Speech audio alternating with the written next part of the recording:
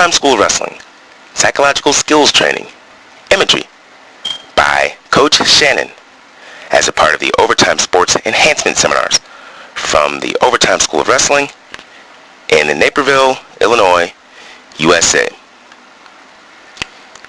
Imagery is using sense to create experiences in the mind and imagination to create past or future event to plan or practice that event. So what's going on there? The idea behind those two explanations is you can use your mind to create positive and or negative past, future events, which means you could plan for them to be failures or successes. And one way sometimes to give a definition of something is to use the opposite. So if we use imagery in this sense, the negative form of imagery would be worrying. Now, can you see how you can use all of the senses that you have in your brain to create not so good pictures of things that are actually going to happen? And this happens a lot with young wrestlers and or wrestlers that maybe just haven't mastered the skill of controlling their imagery, where they maybe put a certain person on a pedestal that they're getting ready to wrestle, and they see all of these negative kind of thoughts and pictures in their head. What we're talking about here is the positive effects of imagery. So quickly, I just gave you that example so you can see how, imagery can be used for positive effects and or negative effects. The positive effects of imagery is what we're actually going to be discussing in this slideshow today. How does imagery work?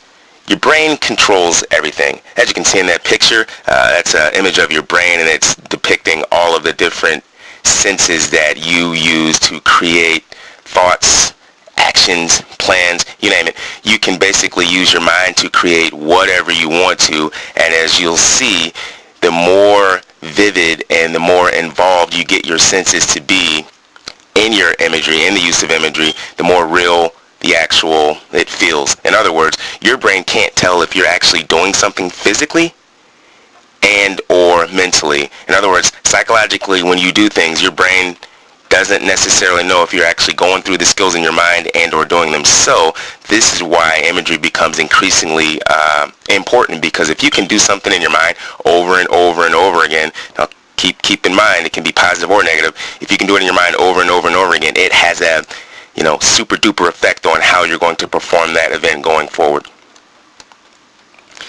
Use imagery to control yourself. That's essentially what we're going to use the imagery to do. And you can look at all of the subcategories at the bottom there, but essentially you use imagery, you use your mind, you use your thoughts, you use everything that's going on upstairs between your ears to control yourself. Once we understand that we can use our mind to control recovery from injury and to refocus and plan for the unplanned, practices become a lot easier, training becomes a lot easier, competitions become a lot easier. For instance, we had a slideshow on managing your energy levels. Now, if you use imagery to control your energy levels, whether it's too high and or too low, I think we used some relaxation techniques last time, so now I'll kind of reverse it and use some excitement techniques. Maybe you're feeling a little bit too groggy. Maybe you feel like you're getting ready to go to sleep. Well, you can use your mind to activate your muscles, to activate your self-talk, to activate just about everything, so you get a sense of control over your movements and your mind and your heartbeat and your heart rate and the way that you're actually going about it. All of the categories down there you can use your mind to do, and the rest of the slideshow will kind of explain how you're going to do that. Keys to imagery. The keys to imagery are sort of what I've suggested in the last couple of different slides there.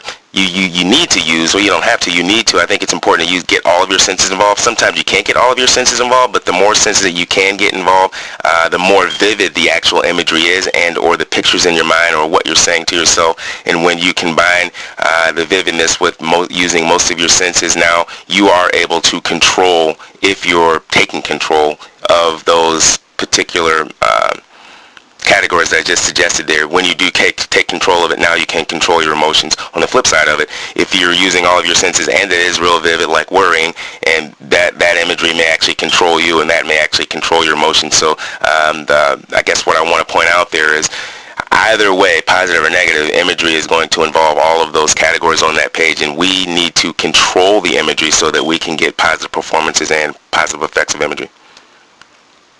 Imagery acquisition and practice. Step 1. The first step is develop vividness and control of the images. That's kind of what that last slide suggested there. In the beginning, you need to find a quiet place with no distractions, and as you'll see throughout the slideshow, this is the first kind of trap, if you will. In other words, you want to first learn how to do it in a not so loud place with no distractions. And I'm going to give you an analogy here. When you're learning how to do wrestling skills, physical skills in the beginning, if you have the person resist right away, it's very difficult to learn that skill. So you take the resistance way down to almost no resistance, where you're almost in a drill mode where the person's letting you do the skills. In essence, that's what this first step is. You find a quiet place with no distractions. Do some basic relaxation exercises like breathing regulation and or progressive relaxation. I think we've kind of gone through those before, but I'll quickly go through them again. Breathing regulation means controlling your breathing. You can control your breathing by exercising, and in a lot of ways that'll increase your breathing rate, and you can control your breathing by not exercising and laying down and thinking about, okay, now I'm going to take a deep breath in, take a deep breath out, take a deep breath in, and that will actually slow down your heart rate and get you in a relaxed state. Progressive relaxation is, again, contracting and relaxing your muscles for, 5 to 12 seconds, and you can kind of work with which one works best with you, but you contract it, hold it there for several seconds, and relax it. Do that with your whole body, and you can come in a relaxed state. If you do that in the beginning in a not so distracted place, over time, you can do this in a much more competitive place like the wrestling room and or wrestling competition. But I want to suggest, again, it's going to take some time for you to get there. So in the beginning stages, just like with your physical skills, like a double leg, you want to practice it with the least amount of resistance in the beginning, and then progress to a lot of resistance and or distractions in a louder place. So we're going to put you through a couple different exercises here so you can see how this works. Just follow along with me. First type of exercise is an object. Okay, I'm going to use a wrestling shoe, and before I start this, I want you to do these on your own after this slideshow is over and practice them again and again and again. The more you actually practice them, the better you'll actually get. So you'll probably need to spend, 5 to 10 minutes each day doing these type of exercises, and then eventually take it into your practice room, and then eventually take it into your competitions. I suggest it usually takes about 2 to 4 weeks to get good at doing anything, and then it takes about 3 to 6 months after that point to actually master the skill and feel comfortable and be ready to do it on demand. And that's what we want to be able to do, have control of our imagery on demand. Okay, the first type of exercise, we're going to take a wrestling shoe. Back in the day, I used to have a pair of Ultra Flex. I'm not even sure if you guys know what that is now, but it doesn't matter. Let's say it's a red shoe, red A6 Tiger shoe with silver stripes on the side and white laces. Okay, I'm going to put this red shoe on my foot. When I put it on my foot, I notice it's a little bit tight around the heel and a little bit tight around my toes and my big toe. So I'm gonna try to loosen up the laces. I can kind of hear a little bit when I pull the laces back. You know what that sounds like. So but that still doesn't work. So I'm gonna take this lace off. I had it on my right foot.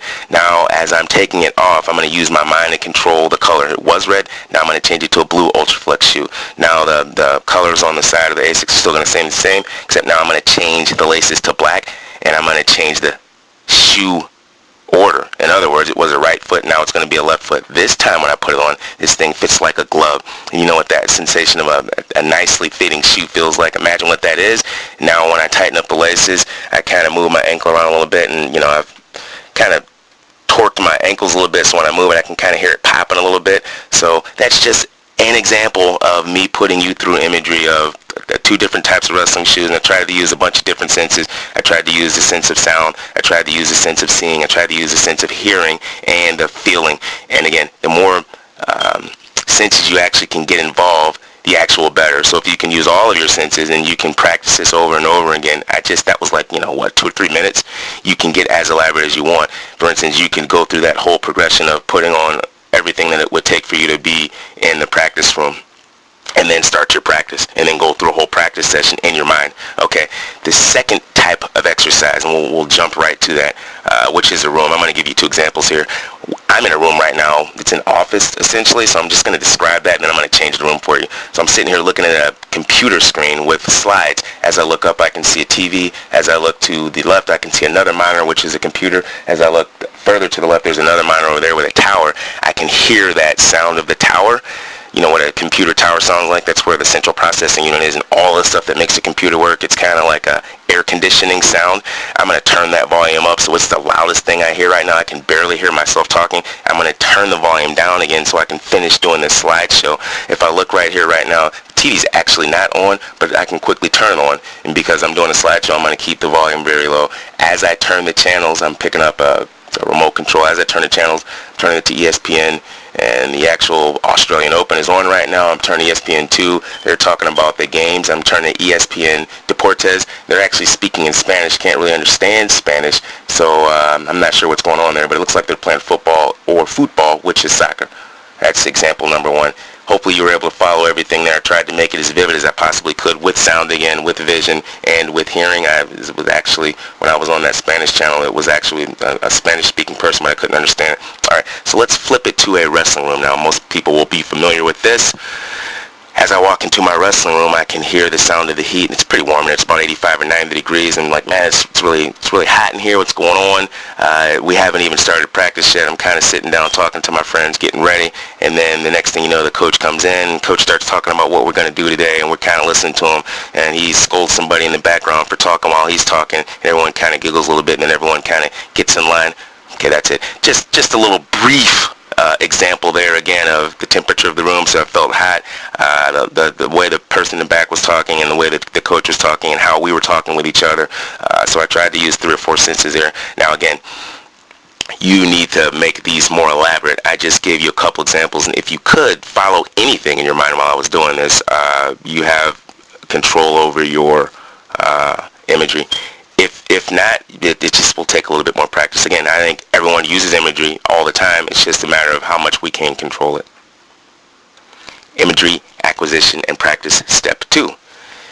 Develop different imaging perspective, internal imagery, external imagery, and blending. Okay, so when I was actually looking at the television and watching the goings on the television, that was external imagery, and a lot of times people call that TV imagery or TV vision, when you're actually looking at a video or you're looking at a computer screen or you're looking at something as if you're watching something where you're not actually doing it.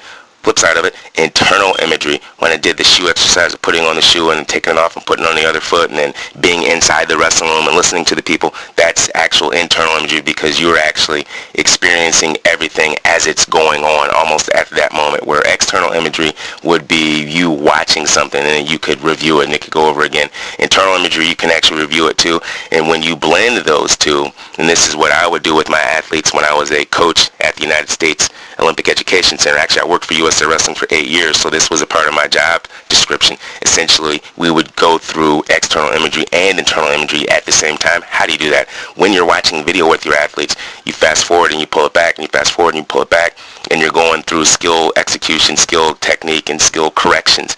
And what I would do was say, okay, do you know how to do this skill? And if they didn't know how to do it, you know, we'd be in a video conferencing room. I would stand up and I'd go through the skill with them so they knew exactly what to do, and then I'd have them go through that skill in their mind. So externally we were watching their competitions, and then internally I would have them go through the visions in their mind so they knew how to do the skill. And then I would say, okay, you need to, you know, kind of think about this tonight, and then tomorrow we can work on it again. So I would have them do even more internal imagery. Again, you can actually practice things in your mind, and your mind actually thinks they're actually happening. Again, if you look at worry as a key word, then you can quickly understand how, you know, your mind actually thinks it's happening. Imagery, acquisition, and practice. Step 3, use in competition environments. Knowledge of expectations. Okay, here we're going to kind of combine a bunch of different things here. Knowledge of expectations to me means actually writing down what your goals are going to be. And then inspection of those goals would be to review that same format. Did I write the process down? Did I write the performance down? Do I have an outcome goal here at the end? Same page means you would go through all of these, and I'm kind of brushing over it. When you're doing all of those things, when you're writing down your goals, you're actually seeing pictures in your head, right? You're actually conjuring up what you actually want to happen, the process of what you want to do. All of that is imagery. I just kind of went through it really quickly, but keep in mind that is imagery. After you do all of that, same page simply means you go through it with your coach. Coach, here's what my goals are. Here's what here's what I want to do. Want to see if this makes sense to you. Does it make sense? Okay, this is how I'm going to do it. And your coach can give you some feedback on that. And then you guys can be on the same page if you're doing the skills right, if you're doing the process right, if you're going through the elements of how you and that person, your coach, have progressed you through the season so far or up to that point. Knowledge of results. This is when all of those things, the plans, and you talking to your coach, it actually happens. So after the event occurs, you have the results. When you go to the video, this is where, again, the imagery kind of kicks back in. You can be watching the video, and then if your coach is there, you can do it by yourself. You can rewind skill corrections if they need to be made, and then you can go through them in your head, and then you can watch it again. This time when you're watching it, actually see the skill correction happen. Powerful, powerful stuff once you get practice at it. Once you get really good at it, now you take that same This same process with all of your competitions, with all of your practices. And if you do this over time, I say 2 to 4 weeks in the beginning, 3 to 6 months to master, you will get better with your imagery skills. Summary of imagery. Practice, practice. Okay, those are the, formats for getting better at anything. If you worry a lot, essentially you are practicing worrying a lot, and you're getting really good at that form of imagery. Again, I'm going to call worrying the negative form of imagery. Practice is a key to everything, to getting better at everything, so it can be good or bad. You just have to kind of keep that in mind. Follow easy, hard practice protocol. I'm going to kind of go backwards here. Again, when you're starting off, you need to, it needs to be very easy for you to do. In other words, there's not a lot of resistance with your physical skills, and then eventually you build in the resistance. When you're using imagery, you want to do it in a place it's very easy for you to conjure up those thoughts, where you're not being distracted and you're in a relaxed state. As you progress, it needs to be in a place like a competition setting or a practice room where there's a lot of things going on. And again, that takes a little bit of time. So as you kind of look at all of the elements on the page there. If you can understand practice, follow easy to hard protocol, and practice, you will actually get better at doing it. And then the versatility of your imagery. There were several slides ago where it had a bunch of different categories. You can essentially use imagery to do anything. You can use imagery to calm yourself down. You can use imagery to excite yourself and get excited. You can use imagery to get ready to go to sleep. You can use imagery to practice your skills. You can use imagery when you're actually hurt. We didn't really talk about that. A lot of times athletes get hurt and they feel like they can't practice at all and they can't get any better. Why not? You can go through the skills in your mind. You can take notes in your practice, and you can, after the practice is over or during the practice, you can go through the same skills that everybody else is doing. That is something, of course, that needs to be practiced. And again, that's why practice is on there twice. If you practice it, you will get a lot better at it. Overtime School of Wrestling, Psychological Skills Training, Imagery, Acknowledgements. All of the information presented in this slideshow was derived from the United States Ski and Snowboard Association Elite Performance Series Sports Psychology in 2004. Again, in 2004, I was actually a national team coach for USA Wrestling from 2004 till 2012, right before that Olympic trials, or through that Olympic trials. During that time, again, I got a lot of information from the national teams of USA Wrestling and other national teams like the U.S. Ski and Snowboard and the United States Olympic Training Centers and abroad. I traveled a lot, and what I noticed was all of these things that these people were putting together in their videos, CD-ROMs and everything, they actually got a lot of this information from coaches overseas and past experiences from Olympic champions and Olympic coaches. So I'm putting all of these slideshows together to give you some of the knowledge that I got so that you can go through these over and over again. I guess I haven't really mentioned that.